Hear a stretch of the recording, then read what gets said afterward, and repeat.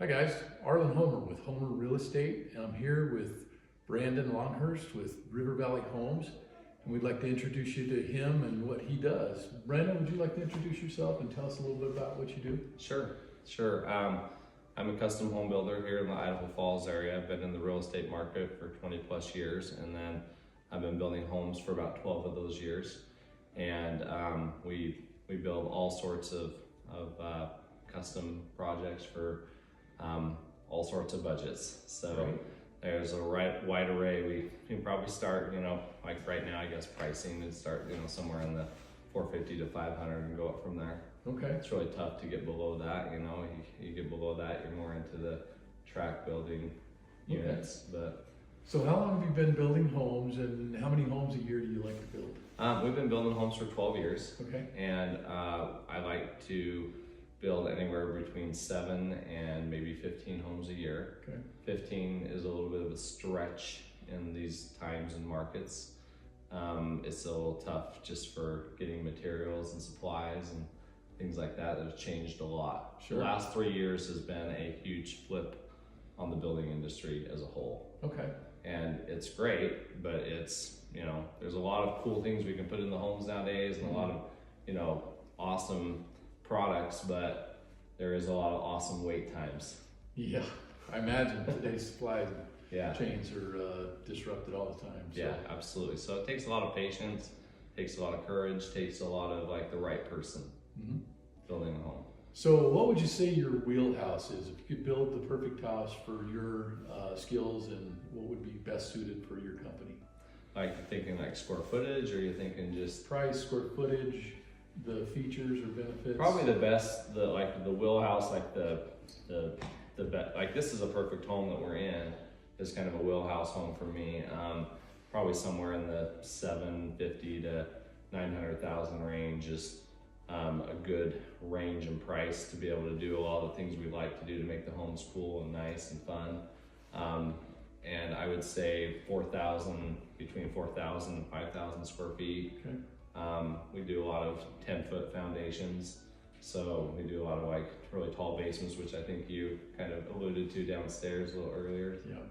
And I obviously like tall basements. I don't like to duck wherever Yeah. I go. 10 feet really makes me feel comfortable. Yeah, It's a absolutely. really nice feeling in So- the basement. Yeah, so that's in my wheelhouse.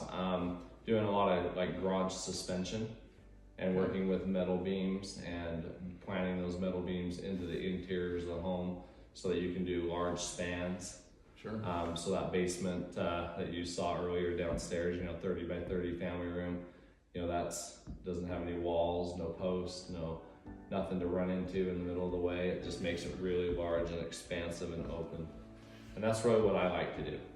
Sure. The less hallways, the better. Okay.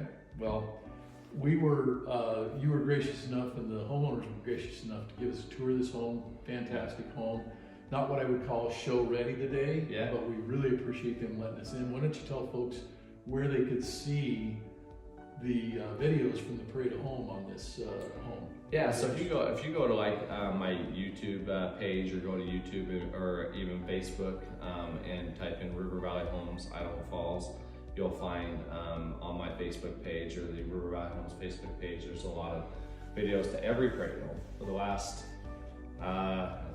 I think I have the last 8 years of parade homes on that page, so you can go through every home, including the home that we just did this fall that I met you in.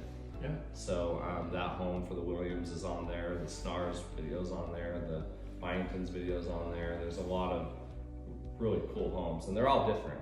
So every year it's been a little bit different. One of my favorites is the Newman's home, and that's out in Montague, Idaho, and it's about an hour outside of town. We had it in the Parade of Homes last year. It was the largest home on the parade, and it had probably 3,000 square feet of suspension in it. Wow. So, one of his garages will park close to 6 cars, Fantastic. and in the basement.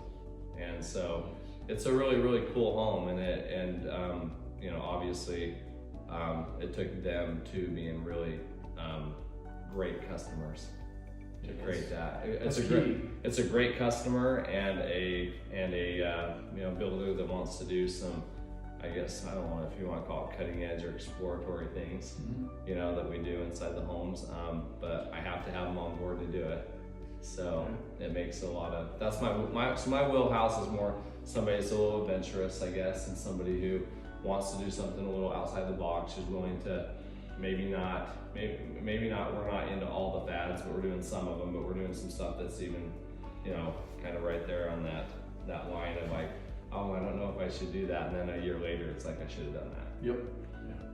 So. Well, you mentioned Montague. What is your range? How far will you travel? Well, I built a home for my parents in Island Park, and so that's about an hour and a half away. And we built a parade home in Pocatello about 3 or 4 years ago. Okay. So I'm pretty comfortable going from Pocatello to Island Park. Okay. Haven't really gone much. I guess if you drew just a circumference around that area, I think that would be fine. Driggs and Victor markets, I mean, I haven't really stretched that far. I mean, I have people asking me all the time about coming out there. There's a lot of good, competent builders out there and things like that that I haven't really felt the need to stretch the legs that far. Okay. And there's enough of a market, I believe, here, you know, here in this area that we can probably, you know, do with. But yeah, I'd say anywhere in that greater circumference. Okay. Well, Brandon, I really appreciate the opportunity to come meet with you and take this video, and I really appreciate your clients being willing to open their home to us. And they've got some nice things to say about you as well. So we appreciate that. And it's a pleasure to do this. So thank you. Yep. So Brandon, tell me, what's your draw or connection to the East Idaho market? Well, I was born and raised in Shelley, Idaho, which is, you know, just a few minutes south of here, and I was born and raised here, and I spent a lot of my summers in Island Park, you know, with my grandma and stuff like that, and just grew up here. So my connection has just been, I grew up here, I guess, and when I graduated from college, you know, I had the opportunity to go to New York and move away, and just when I went out there, just didn't feel the need to move away. Sure. So I stayed. Well, we're lucky to have you. So one of the things that causes people to be hesitant to tackle the build process is the experience with the builder and interacting with the trades. Tell me what your clients that build with you can expect through that experience that's different with other building process.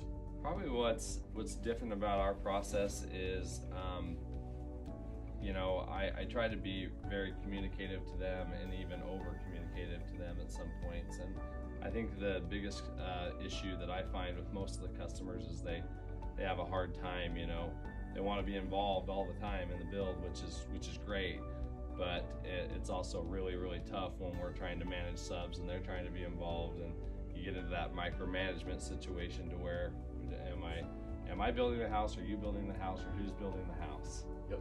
And what we look for and what we try to do is make it, we have an app that you can use called Builder Trend, and they're able to snapshot pictures of things that they like, and they're able to you know, take video or whatever and post it so that we can see their feedback ongoing online, or they can just post pictures of what they like. And then when I come to a crossroads of wanting to know what my customer likes, I can look at those photos, or I get to know them well enough that I have a pretty good idea of what they like. Sure. So I can make decisions a little bit faster for them. Sure. So that's a little bit different. Not everybody uses an app to watch the build. I mean, we're still like evolving with the app, so I wouldn't say that we're 100% pros at using it yet. I've tried for the last 3 or 5 years to get all my guys on top of using it all the time, and some of them are really good at using it some of the time. Yep. And some of the clients are also good at using it some of the time. Mm-hmm. But I think as we evolve and get more into that, I think it will. That's a big difference. Yeah, it's a great tool if it's used right, and it sounds like you're working into that situation. I don't want to create the facade that we've perfected it yet. Understood. So one of the other concerns or areas of concern for people that are building a house or looking into it is budget and cost. Yeah. So talk to us about how you structure your cost and price out a project. Well, I price out a project based on square footage and based on allowances. It's really hard for us to bid projects right now in the current environment with prices going up and down and changing all the time. So it's hard for me to pinpoint a number at any given time when I have lumber companies that will honor their price for 24 hours. Yeah. So that's a problem. So I give them the best quote I can at the time, and we give them an allowance, and that allowance is something that they can see and manage in a spreadsheet form, and it's sent off to their lender, and their lender then approves it, and we just it's a cost plus type of situation. So we start anywhere from 10 and go up to 15. I think the middle part somewhere in the 12-13% range, you know, and a lot of that just really depends on the level of difficulty. So you know, if it's a fairly straightforward house plan, pretty easy to do, not a lot of changes, a customer doesn't want to be heavily involved in making a lot of changes or doing that all the time, they just want a house built, that's probably closer to 10. One I want to be, you know, excuse me, but the customer wants to have contact every day and wants to have, you know, like be in there every day making changes all the time, and that can certainly cause the project to slow and cause a lot of you know, changes to be made all the time. Sure. And that would probably be closer to 15%. Sure. We've built 3 homes now, and our experience with River Valley Homes was easily by far the best. It's probably the first time I really felt listened to, and I felt like I really got to create a custom home and create the design that I wanted. And Brandon's really good with his expertise to show me what would work within my budget and still get what I wanted. And I felt like we got a beautiful home with all the function that we want for our family. Yeah, Brandon did a really good quality build for us and helped us stay inside our budget. And we had him come back a couple years later and build us a shop. And if we ever build again, we already have our builder picked because of the great job that he did taking care of us.